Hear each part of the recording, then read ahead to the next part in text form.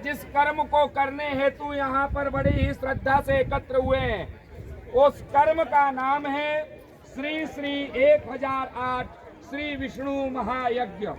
यह विष्णु महायज्ञ तीनों त्रिलोक के मालिक, इस संसार के पालन करने वाले परम पिता विधाता को प्रसन्न करने हेतु, इस सृष्टि की अभ्युदय हेतु, इस सृष्टि में नित्य ही पर्याप्त वर्षा का जल होता रहे, इस हेतु इस संसार में समस्त जीव मनुष्य एक होकर के रहें, सनातन की रक्षा हो, सनातन एक होकर के रहे, इस हेतु यह शुभ यज्ञ का आयोजन प्रतिवर्ष लोहागढ़ धाम पर यह 18 वर्षों से निरंतर किया जा रहा है। और 18वें वर्ष के पुण्य समय में आप सभी लोग यज्ञ में सम्मिलित होने जा रहे हैं। आप सभी लोगों को आज से जिस यज्ञ में सम्मिलित होने जा रहे हैं, इस यज्ञ में सम्मिलित होने से पूर्व कुछ नियमों का पालन करने के लिए जानकारी होना चाहिए, क्योंकि अभी केवल कपड़े उतरे हैं। चाहे तो आप कपड़े पहन सकते हैं, यदि हमारा नियम आपको स्वीकार नहीं हो तो। सबसे प्रथम नियम है कि हम सभी को 9 दिन तक सच बोलना है। क्या बोलना है? गारंटी है सब बोलोगे? सबसे ज्यादा झूठ मेरे से बोलोगे। कल ही जब बोलूं, अभी बोलूंगा संकल्प के दक्षिणा रख लो, तो बोल दोगे है ही नहीं महाराज। झूठ तो नहीं बोलोगे कोई भी, किसी से भी झूठ नहीं बोलना। दूसरा, किसी की ईर्ष्या नहीं करना, किसी से ईर्ष्या नहीं करना, किसी के प्रति द्वेष नहीं रखना, मांस मदिरा का सेवन नहीं करना, ब्रह्मचर्य व्रत का पालन करना, लहसुन प्याज आदि नहीं खाना, पेंट शर्ट सिले हुए वस्त्र को धारण नहीं करना, और नित्य ही प्रभु के चिंतन में रहना, यही यज्ञ के प्रधान नियम है। ये भैया देवता, यज्ञ के नियम क्या है? दादा, यज्ञ का नियम क्या है मालूम है? हंसना नहीं, क्या बोल रहा हूँ मैं, समझ में आया? तो अंडर लोग तो कह रहे हैं तो सली हुई तो है, ये क्या कह रहे हैं?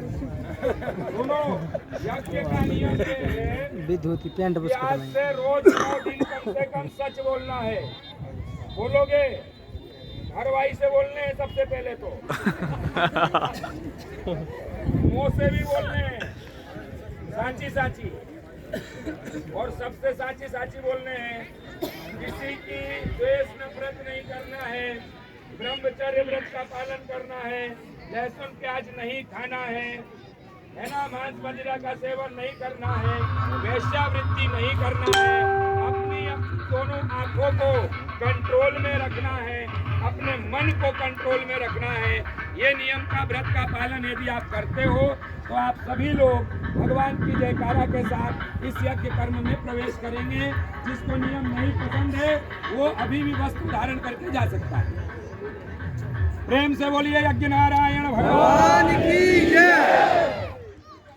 सभी लोग ध्यान मुद्रा में बैठ जाएं। पति पत्नियां दोनों हाथ दोनों घुटने पर,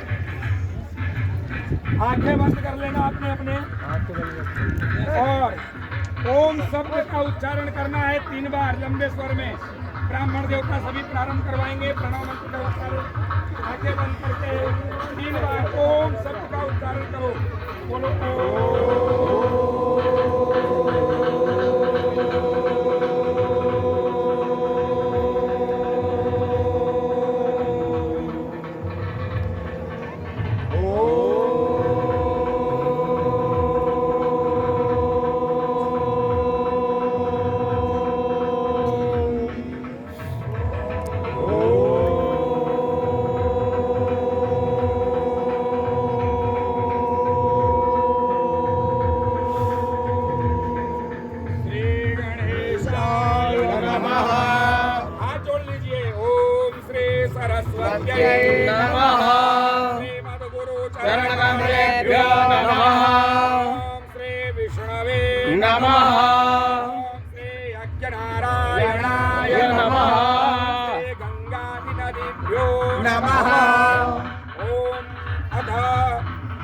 सभी यजमान अपने अपने गुरु का ध्यान करो, सबने गुरु बना रखा है कि सब दूसरे के गुरु हो?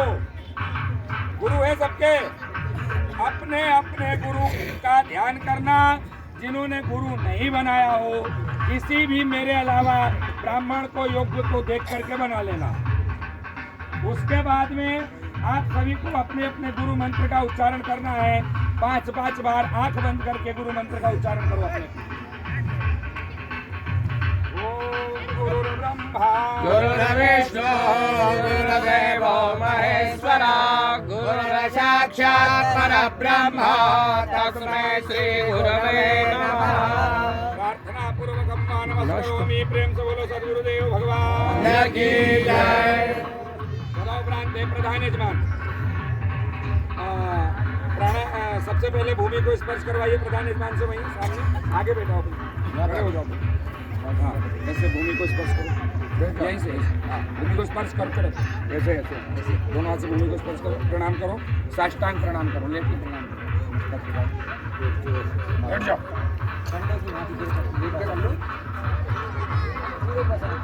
आप सभी लोग भूमि को प्रणाम करें, मस्तक झुका करके भूमि को स्पर्श करें।